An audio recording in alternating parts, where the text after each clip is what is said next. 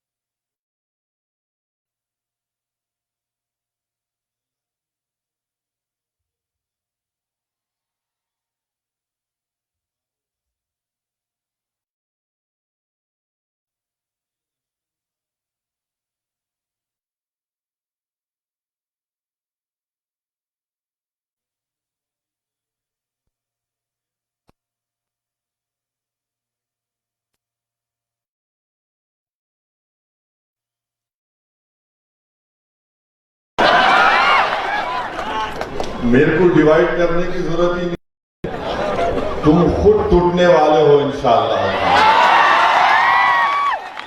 और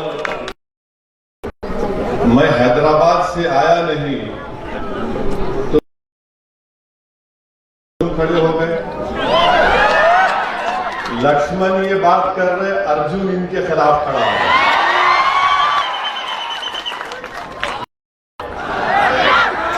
लक्ष्मण एक बात बोल रहे, अर्जुन एक बात बोल रहे। कर्नाटका के चीफ मिनिस्टर का नाम क्या है? येदियुरप्पा, उनके खिलाफ उनका मिनिस्टर गवर्नर के पास जाके, क्या नाम है मिनिस्टर का, ईश्वरप्पा, येदियुरप्पा, ईश्वरप्पा जाकर गवर्नर को बोल रहे, इन्हों मेरे को कुछ नहीं दे रहे, इन्हों खुद अपने ऑफिस में बैठ के 650 करोड़ का सैंक्शन कर लिए।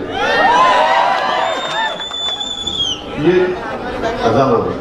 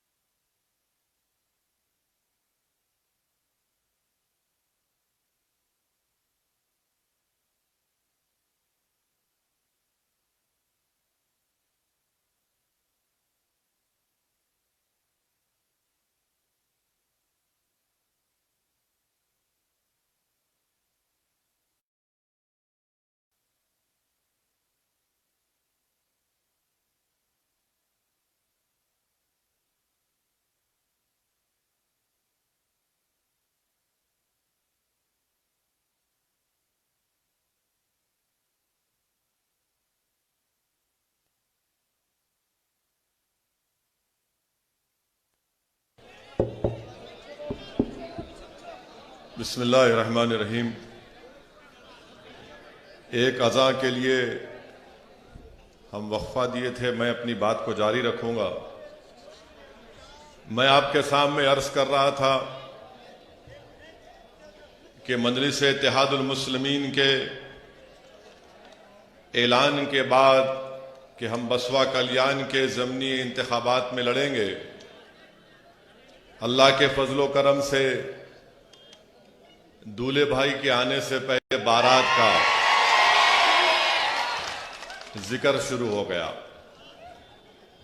मैं बीजेपी के लोगों से पूछ रहा हूं, भाई साहब, ये ईश्वरप्पा येदियुरप्पा का झगड़ा कैसे हुआ? मेरे नाम पे हुआ या 650 करोड़ के सैंक्शन पे हुआ? इन दोनों को मलाई नहीं मिली तो मेरे तरफ देख रहे। आप खुद देख लीजिए, बीजेपी में खुद अल्लाह के फजलो करम से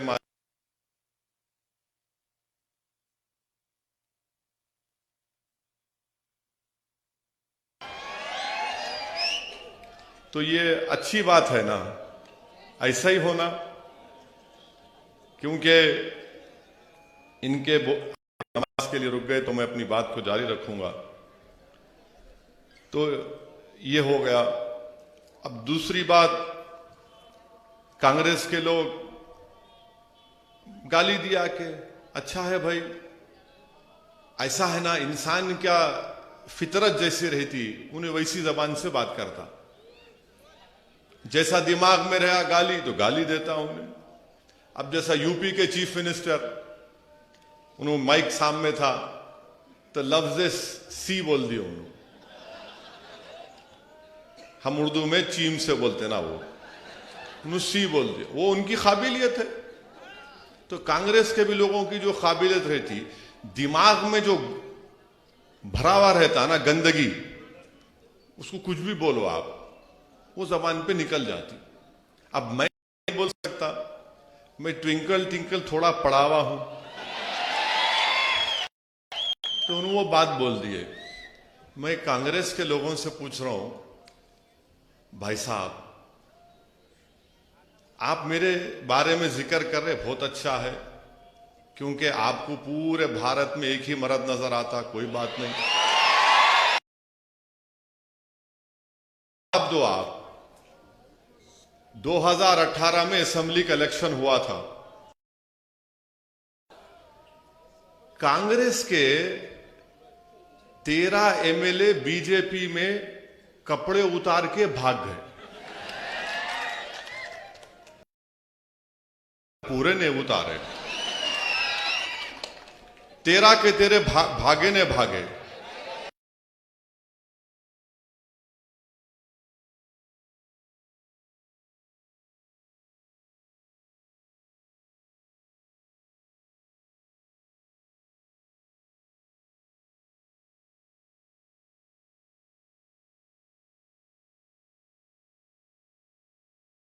अरे वहां बोल,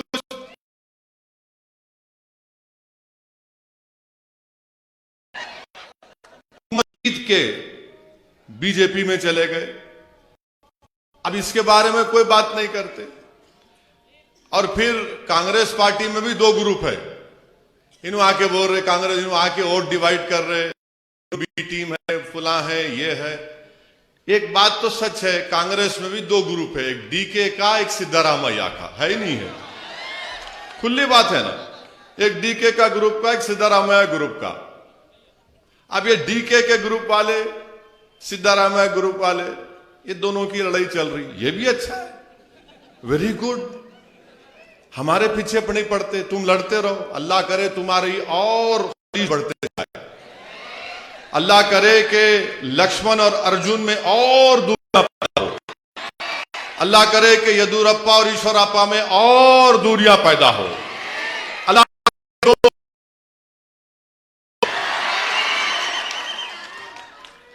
आप आमीन तो बोल सकते हैं ना, बोलो, इसमें कोई तकलीफ नहीं है।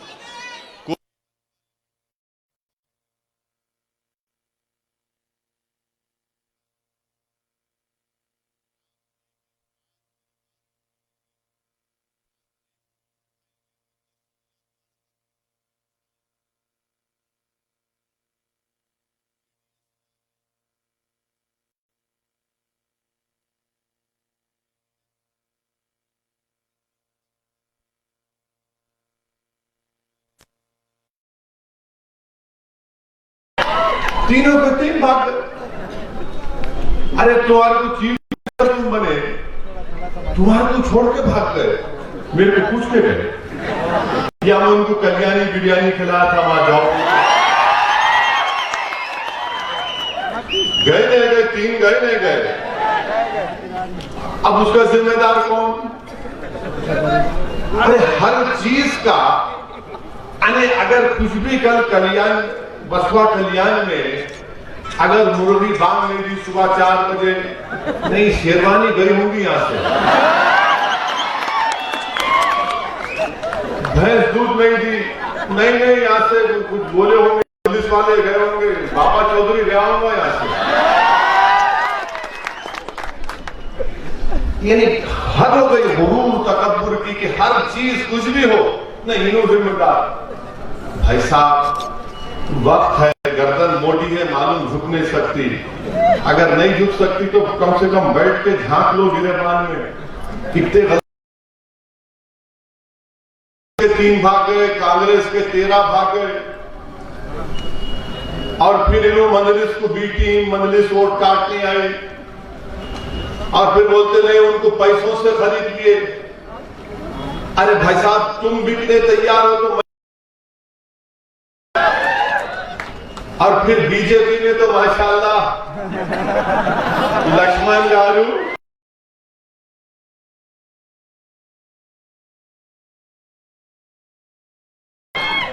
सीडी देखे क्या? सीडी मालूम ना सीडी क्या है? तू देखना नहीं है, गंदगी है, आंख का गुना भी होता नहीं देखना, मगर सीडी है। लक्ष्मण गारू हाँ। अब ये सब कि हमारी असल किस्सा क्या है, तकलीफ क्या है, मैं आपको बोलता हूं। तकलीफ ये है कि मजलिस इत्तेहादुल मुस्लिमीन का इलेक्शन लड़ना इनके लिए बड़ा तकलीफ दे है।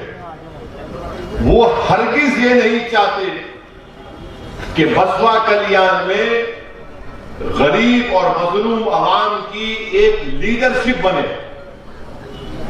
ये हरगिज बर्दाश्त नहीं कर सकते कांग्रेस, बीजेपी, जेडीएस वाले। इनको डर इस बात का हमेशा, ये मजलिस वाले जहां भी जाते लीडरशिप को बनाते, और हमारा काम भी यही है कि जमीन से लीडर बने, क्योंकि ना आसमान से कोई जमीन आने वाला है, ना कोई जमीन से निकलकर कोई लीडर आने वाला। लीडर आपके दरमियान कोई बनेगा, और वो बनेगा इंशाअल्लाह ताला। बसवा कल्याण बनेगी इंशाअल्लाह ताला, और वो आपको बनाना है। मैं कोशिश करूंगा, आपके सामने आकर लड़ता रहूंगा, मगर बनाना तो आपको है, और ये बनना जरूरी है, क्योंकि जब अहले गैरे हमारी जिंदगियों का फैसला करते आए हैं, अब अहले गैरे नहीं करेंगे। अब बसवा का आपका भाई, आपका बाप, आपका दोस्त, आपका रिश्तेदार करेगा। ये इनको तकलीफ होती है कि ये क्या हुआ, इनका जेडीएस का, बीजेपी का, कि इनको कभी भी इनकी लीडरशिप बनने मत दो। इनको मोहताज के रखो, हमारा इनको मोहताज बना के रखो, इनको हमारा डर इनके दिलों में बिठा के रखो, इनको खौफ दिलाओ, इनको नाउम्मीद कर दो, इनमें कभी जुस्तजू करने की सकत पैदा ना हो सके, इनमें हरकत करने की कैफियत पैदा ना हो, ये इनकी कोशिश है। और मैं, अल्लाह मुझे जब तक जिंदा रखेगा, मैं इंशाअल्लाह ताला आपसे वादा कर रहा हूं कि कश्मीर से कन्याकुमारी तक असदुद्दीन ओवैसी और मेरे तमाम मजलिस रुफ़क़ा इस वतन अजीज में मजलूम अवाम की एक नई लीडरशिप को पैदा करेंगे। जब तक जिंदा रहेंगे क़यादत को बनाएंगे और बनाकर जाएंगे। आप ये देखो, हम बंगाल में इलेक्शन लड़ रहे हैं, 6 या 7 सीट लड़ रहे हैं, आप 7 सीट, इतनी तकलीफ, इतनी तकलीफ। एक से एक लारी चलाने वाले, कॉन्ट्रैक्टर, ट्रेलर, बैटरी का चार्ज करने वाले, सब पूरा इंजन खोल के रख देते हैं यहां पर। तो इस वास्ते तकरीर का आगाज भी इंजन को खोला था, खाली इंजन को खोला, अभी पूरा उतारा नहीं, खोला था, बानर उठा के खाली दिखाया।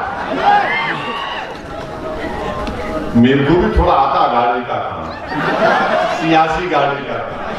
आप असल गाड़ी चलाने वाले हैं, और इंशाअल्लाह ताला मुझे यकीन है कि बसवा कल्याण में आप एक नई तारीख को रकम करेंगे इंशाअल्लाह ताला। इसीलिए मजलिस इत्तेहादुल मुस्लिमीन ने नॉर्थ गुलबर्गा से इलियास बागवान साहब को हम ऐलान कर दिए।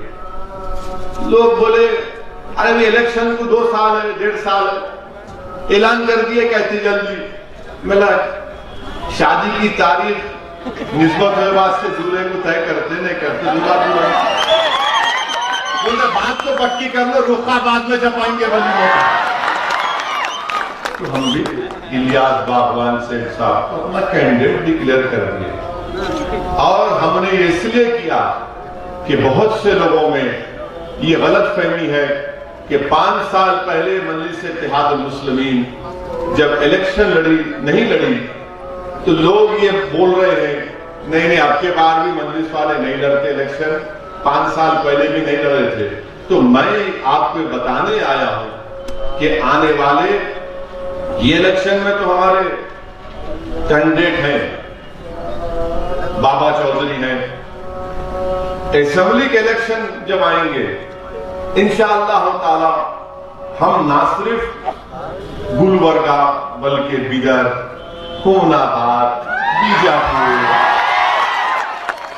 वो जगह है कर्नाटका में हम कैंडिडेट खड़ा करेंगे। हम बात कर रहे हमारे गुलबर्गा के सदर का नाम अब्दुल रहीम है, उनको और एक नाम है उनका नहीं मालूम शायद, क्या नाम है? मिर्ची से। तो मिर्ची को लगा दिया उनके पीछे। तो ये लड़ना है इलेक्शन लड़ने के लिए पूरी मजलिस तैयारी कर रही है। उस्मान गनी अभी तकरीर सुने आप, कन्नड़ा जबान में ऐसा पानी कैसा बोलते हो, तड़ातर। उस्मान गनी साहब अभी मेरे को बोल रहे थे साहब हुबली को जाना है, हुबली के मुफ्ती साहब, हुबली के काजी साहब आए थे हैदराबाद, बोले आप आइए। अब मेरी कोशिश है कि इंशाअल्लाह ताला कि वहां जाऊं। मैं वादा किया था कि रमजान से पहले आऊंगा, मगर यहाँ का ज़िमनी इंतखाबात आ गए, बंगाल के इलेक्शन में भी जाना है। इंशाअल्लाह ताला मजलिस इत्तेहादुल मुस्लिमीन 13 तारीख से हाँ कोशिश करेंगे उस्मान गनी साहब। तो ये मजलिस इत्तेहादुल मुस्लिमीन का कर्नाटका के ताल्लुक से प्रोग्राम है। बिदर में बल्दिया के इलेक्शन हो रहे, हम भी लड़ रहे, वहां लड़ेंगे, और इंशाअल्लाह ताला बिदर में सबसे ज्यादा कॉर्पोरेट कमजोर हो गए कि हमारी बहन को जेल में कम से कम आके जेल में मिलने की मुझे बड़ी तकलीफ हुई और मुझे उनकी बात सही भी लगी। बात वक्त सच बोलने से इंसान की अना को तकलीफ होती है, मगर उस इंसान को मालूम होता है कि सच्चाई। हमें दिल्ली से सुबह फ्लाइट लेके आया और सीधा बिदर के जेल को गया और जाकर हमारी बहन से और उनसे मुलाकात किया। तो ये इनको ये सब चीजें इनको पसंद नहीं आती, इनको यही तकलीफ है। अब कांग्रेस वालों का एक और मसला है, उनके बहुत बड़े लीडर है, उनका नाम नहीं ले सकता मैं, उन्होंने हार गए अमेठी में हार के उन्होंने वायनाड केरला में लड़े। अब कर्नाटका का केरला का इलेक्शन हो रहा, इलेक्शन में वो क्या करे, समंदर में कूद के तीर रहे। क्या बात है, आप बताइए। अगर मैं यहाँ पर बसपा कल्याण आके बोलूंगा चौधरी साहब ने की बड़ी मौली कहा है, वाला गाइड मार के निकलता हूँ, बताओ। चौधरी साहब बोलते इन्हें क्या बेरकुट बांधने को आया। ये हाल है इनका, ये हाल है। इन पे क्या भरोसा कर सकते। कांग्रेस पार्टी को अगर आप वोट देंगे तो याद रखिए वो फिर कपड़े उतार के येदियुरप्पा का भाग जाने वाले हैं। मैं लिख के दे रहा हूं आपको, 13 तो भाग गए और येदियुरप्पा ऐसा बैठे हुए, आजा मैं तेरे को बनाता हूं। क्या बना तो नहीं मानो, कितों को बनाते नहीं मानो। तो ये कांग्रेस पार्टी का ये हाल हो चुका है। अब जेडीएस का मामला ऐसा है कि उन बेचारे एक के बाद उनकी विकटा गिरते जा रहे हैं।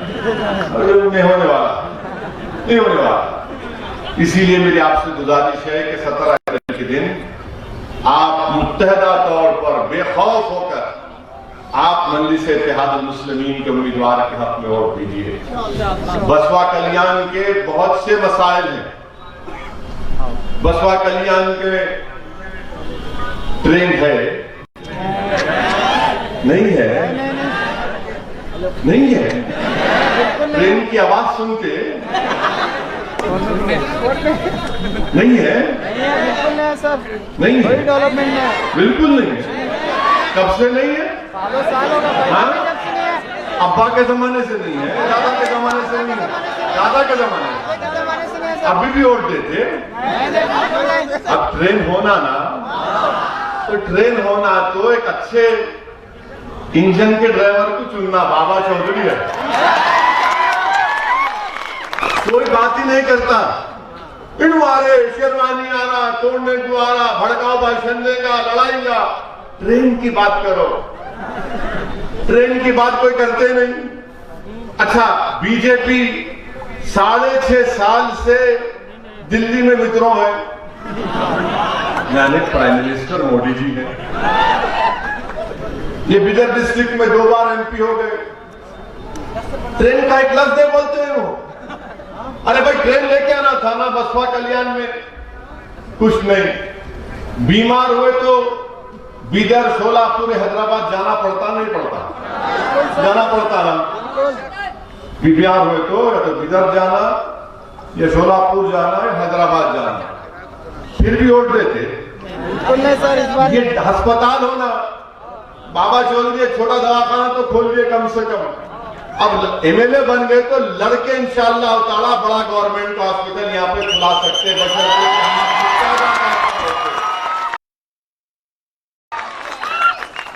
तीसरी बात, आपको यहाँ पे हमारे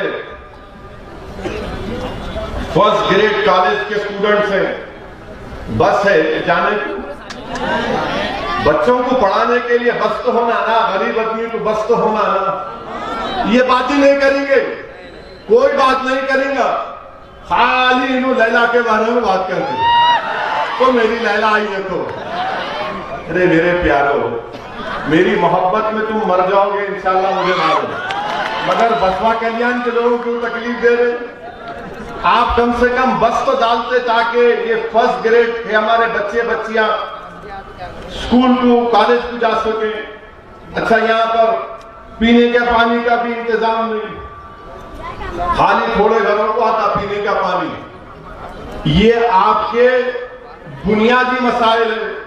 फिर इससे हट के आप देखो, आपके पास माशाल्लाह से 150 किस्म की जड़ी बूटी है, 150 किस्म की जड़ी बूटी है पूरे बसवा कल्याण में। अगर सही रिसर्च करे तो यूनानी आयुर्वेदिक को फायदा होता। अच्छा, कुछ नहीं करे, वो बाबा को लाना था जो सांस करा के सिखाते, ये नाक से लेके इससे छोड़ो, उससे खींच के इधर छोड़ो, उसको तो ही लाना था। 150 जड़ी बूटियां हैं, तो 150 जड़ी बूटियों को इस्तेमाल करने के लिए आपको एक जड़ी बूटी को वोट देना, उसका नाम मजलिस इत्तेहादुल मुस्लिमीन। कुछ नहीं करते। अच्छा, फिर यहाँ पे अब हमारे हडापाट बरादरी के भाई है, कम्युनिटी के लोग है ना, हदापात हमारे भाई है, जात के लोग है, कम्युनिटी के लोग, हड़पट, माफ करना जरा तलफ्फुज में गलती हो गई। तो उनके बारे में प्रभु चौहान कहते मिनिस्टर है, होने की होंगे मिनिस्टर, मैं को क्या करने का। प्रभु चौहान साहब ये बोले, अगर कोई हड़पट बिरादरी का कोई जीत गया तो क्या उन्हें असेंबली में जाके किसी का शेव करेंगे, दाढ़ी बनाएंगे? ये बोले नहीं बोले? बोले सर, बोले। ये भड़काऊ भाषण नहीं है। बिल्कुल बोले सर। खाली हमारे चेहरे को देखते कि चेहरे पे दाढ़ी, सर पे टोपी, भड़काऊ भाषण, आतंकवादी, जिहादी, एंटी नेशनल। इन्होंने बोले सो इनके मुंह से खून गिर रहे, मोतिया गिर रहे, मोगरा गिर रहा। मैं हमारे हड़पट बरादरी के लोगों से अपील कर रहा हूं कि आप मुत्तहदा तौर पर 17 अप्रैल के दिन बाबा चौधरी के हक में अपने वोट का इस्तेमाल करिए। हम आपसे वादा कर रहे हैं कि इंशाअल्लाह ताला हम पूरा आपके साथ कंधे से कंधा मिलाकर आपकी मसाइल के लिए, आपके इंसाफ के लिए लड़ेंगे इंशाअल्लाह ताला। फिर हमारे मराठा बरादरी के लोग भी इस असेंबली हल्के में बसपा कल्याण में रहते हैं। बरसों से हमारे मराठा भाई बोल रहे हैं कि हमको रिजर्वेशन दो, मगर येदुरप्पा ईश्वरप्पा खाली मलाई पे लड़ रहे। 650 करोड़ मेरे को कर दिया है, मेरा काम पछा लिया। वो लड़ते थे घर में, जब भाया एक भाई लेकर कुछ भाग जाता तो दूसरा भाई जाके रोता, अम्मी क्या मामला, मेरा खिलौना लेके भाग गया। इनका हाल यही है। हमारे मराठा भाइयों को रिजर्वेशन दीजिए, हक बनता उनका। वो सोशली एजुकेशनली यहां पर बैकवर्ड है, उनको मिलना चाहिए। इसके ऊपर कोई बात नहीं करते आप। और फिर जो कांग्रेस की तरफ से ये वादा किया गया था कि टीपू सुल्तान के नाम से एक सर्कल बनाया जाएगा बसपा कल्याण में, बंगला में, वो भी भूल गए। आप क्यों नहीं बनाते भाई? हम आपसे वादा कर रहे कि इंशाअल्लाह ताला आप बसपा कल्याण से, आप यहां से हमारे कैंडिडेट को कामयाब करिए। हम ना सिर्फ टीपू सुल्तान सर्कल के नाम से खीर बनाएंगे, बल्कि झांसी की रानी का भी नाम रखेंगे इंशाअल्लाह। ये भी नहीं करते। अच्छा, ऊपर से लक्ष्मण बोल दिए मैं आ रहा हूं और यहां पर डिवाइड करने की बात करूंगा। मैं लक्ष्मण साहब की पार्टी से पूछना चाह रहा हूं, आपने पूरे कर्नाटका में कैटिल बैन क्यों लगाया? आपने भैंस के काटने पर भी पाबंदी क्यों लगाई? आप कौन होते? मैं घर में क्या खाता हूं, क्या पहनता हूं? आपको कोई अख्तियार नहीं है कि आप मेरे घर में झांके या मुझसे कहे कि आप ये खाओ, ये मत खाओ, ये कपड़े पहनो, ये बोलो, ये मत बोलो। इसलिए कि सुप्रीम कोर्ट का जजमेंट है राइट टू प्राइवेसी का, और सुप्रीम कोर्ट ने कह दिया कि प्राइवेसी भारत के शहरियों के लिए उनका एक बुनियादी हक है। और प्राइवेसी का मतलब यह है कि मैं कुछ भी कर सकता हूं बशर्ते कि मैं कानून ना तोड़ूं। मैं अपने घर में कुछ भी कर लूंगा। आप कौन होते? और इनके इस फैसले से पूरे कर्नाटका में 50 लाख लोग बेरोजगार हो चुके हैं। 50 लाख लोग, जिसमें हमारे कुरैश बरादरी की एक बहुत बड़ी तादाद है। वो तो उनका ऑक्यूपेशन है। बरसों से 100 साल 200 साल से वही काम कर रहे हैं। आप पूरा उनको रोड पे ला दिए, पूरा का पूरा उनको बर्बाद कर दिए। और फिर इसका सबसे बड़ा नुकसान किसान को हो रहा है। वो किसान जो जानवर खरीदता है और एक वक्त के बाद वो जानवर उसको बेचना पड़ता नया जानवर खरीदने के लिए, आप वो जानवर भी नहीं खरीदते किसान से। आप कुरैश बिरादरी को बर्बाद कर दिए। अब बताइए फिर गरीब कहां जाएगा, क्या खाएगा? और बीफ का जो गोश्त होता है, मैं किसी को बिरादरी के लिए नहीं कह रहा हूं, मेरा हरगिज मतलब ये नहीं। बीफ का जो गोश्त होता है वही तो गरीब खा सकता है ना। अगर आप बोलेंगे नहीं तू दाल खा, अरे भाई दाल महंगी है। भारत का जो गरीब है, चाहे वो मुसलमान हो, दलित हो, आदिवासी हो, हमारे हिंदू भाइयों भी गरीब है, वो क्या खाएंगे फिर? और मैं नहीं कह रहा हूं, बीजेपी के लोग मेरे सवाल का जवाब दो कि कर्नाटका में national family health survey 4th round हुआ, जिसमें खुद कर्नाटका की सरकार ये कह रही है कि 39% दलित और आदिवासियों के बच्चे स्टंटेड होते हैं, यानी जो उम्र में उनका वजन होना उतना वजन नहीं होता। क्या खाएंगे फिर ये दलित आदिवासियों के बच्चे? ये आप कह रहे हैं। फिर आप कर्नाटका की हुकूमत सरकार कहती है कि 40% बच्चे अंडर नरिश, यानी खाने को नहीं मिलता उनको। ये दलित आदिवासियों के और 56% बच्चे एनीमिक है, खून नहीं है। क्या खाएगा उन्हें? दाल खरीदेगा उन्हें? आप बताइए कितना बड़ा जुल्म कर्नाटका में बीजेपी की हुकूमत कर रही है। मकसद क्या है कि हिंदुत्व की आइडियोलॉजी को प्रमोट किया जाए, उनके आइडियोलॉजी को पूरे कर्नाटका पर मुसल्लत कर दिया जाए, और उसका नतीजा यह हो रहा है कि गरीब भूखा मर रहा है। 50 लाख लोग बेरोजगार हो चुके हैं इनके गलत फैसले की वजह से।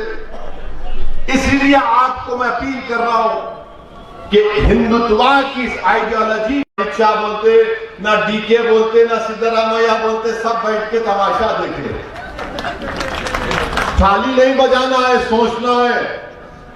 थाली बजाने के लिए नहीं बोल रहा हूं। दिमाग जब यहां से आप जाएंगे, मैं आप चाहता हूं कि आप एक फिक्र।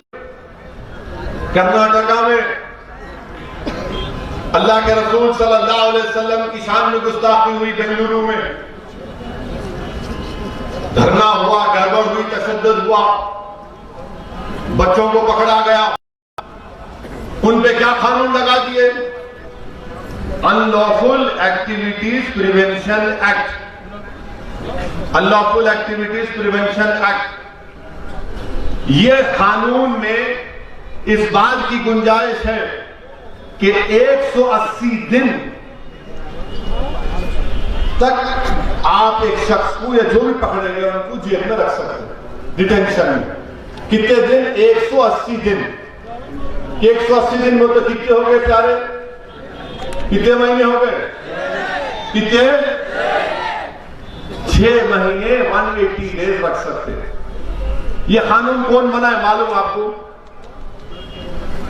कौन बना कानून मालूम आपको? कांग्रेस पार्टी। कांग्रेस पार्टी बनाई।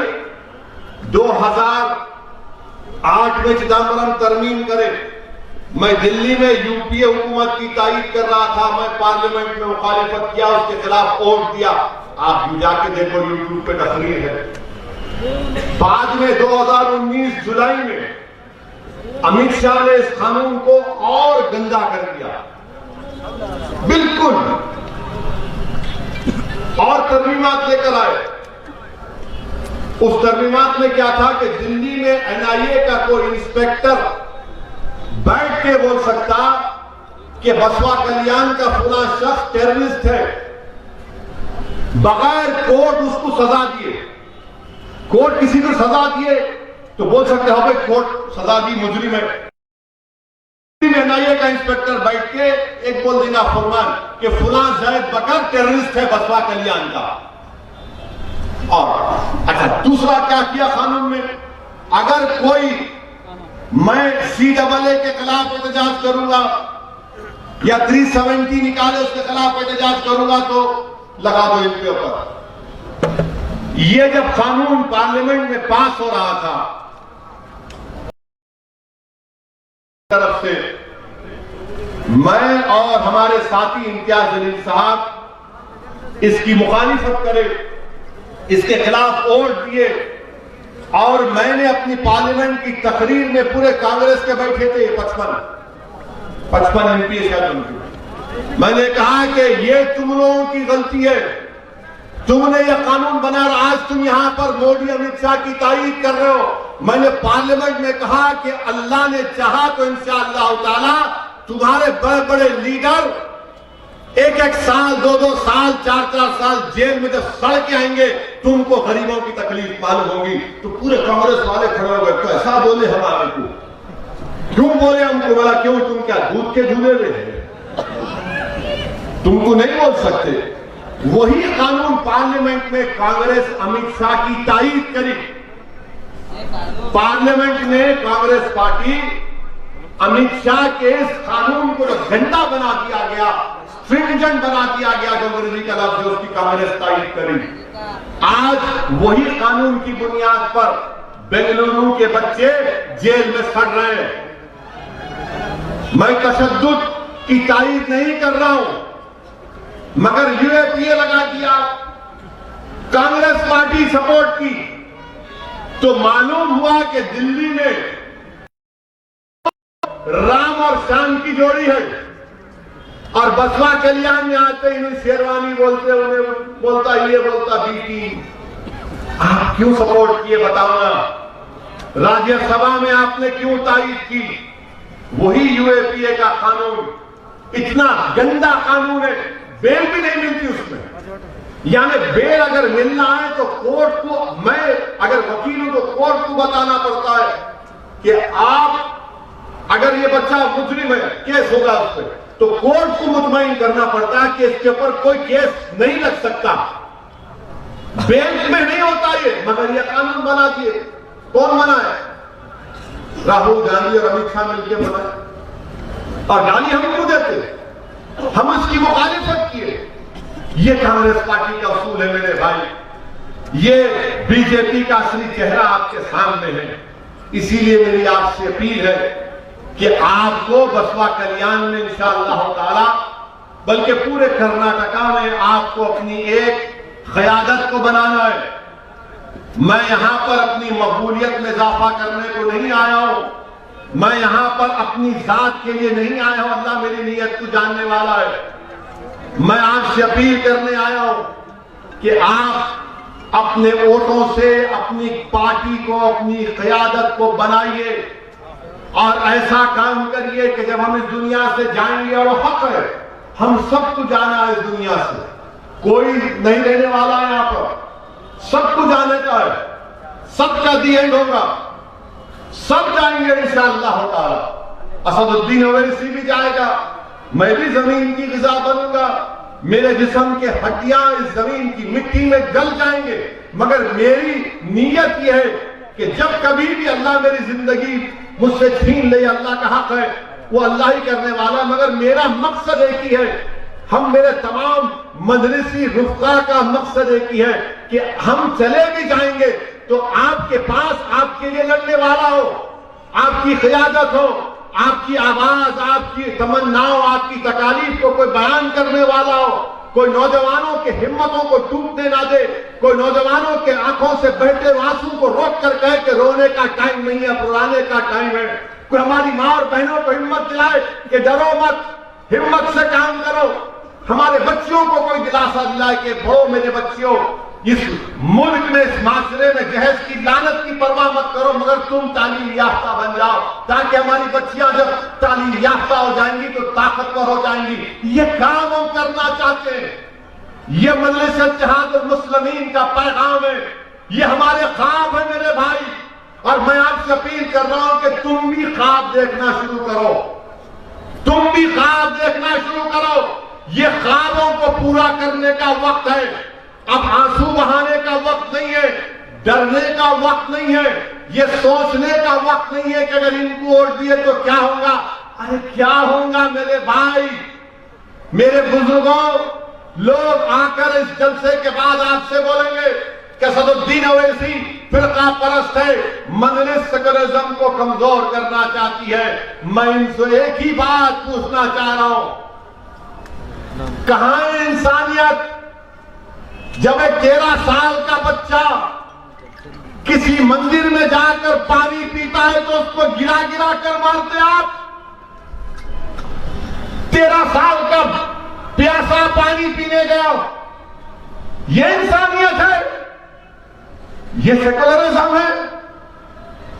बताओ फिर क्या है ये? पीरू खान को रोड पे गिरा गिरा कर मारते हैं, इखलाक को मारते हैं। कल एक वीडियो देखा कि इलाहाबाद में किसी के घर में घुसकर मार रहे, सामान तोड़ रहे, पुलिस आई तो पुलिस के सामने मारते हैं। मैं इसीलिए लोगों से चिढ़ता हूं। मैं इनसे जब मेरे से बात करते सेकुलरिज्म की, मैं कहता हूं मैं उस सेकुलरिज्म को मानता हूं जो संविधान में बाबा साहेब अम्बेडकर ने बनाया था। मैं तुम्हारे ढकोसले सेकुलरिज्म को नहीं मानता।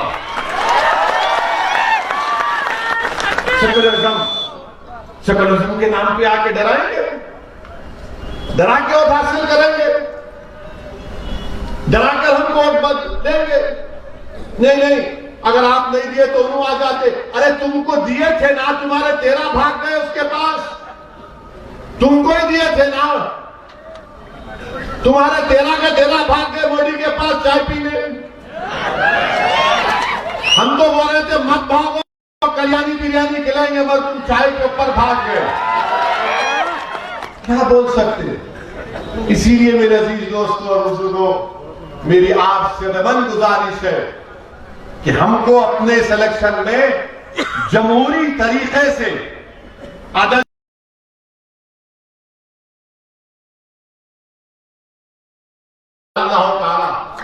अल्लाह जीत हमको कामयाबी देगा। अल्लाह के बारगाह में सजदा करेंगे, अल्लाह कुछ और नतीजा देगा, तब भी हम कहेंगे अल्हम्दुलिल्लाह अल्हम्दुलिल्लाह। मगर हम लड़ते रहेंगे, हम लड़ते रहेंगे, पीछे नहीं हटने वाले हैं। दुनिया में तुम कितनी बातें बोल सकते, बोल लो मेरे बारे में। तुम बी टीम बोलो, ए टीम बोलो, ये पैसों के नाम पे खुदा क्या क्या बोल सकते बोल लो, मगर मैं जानता हूं कि मैं तुम्हारे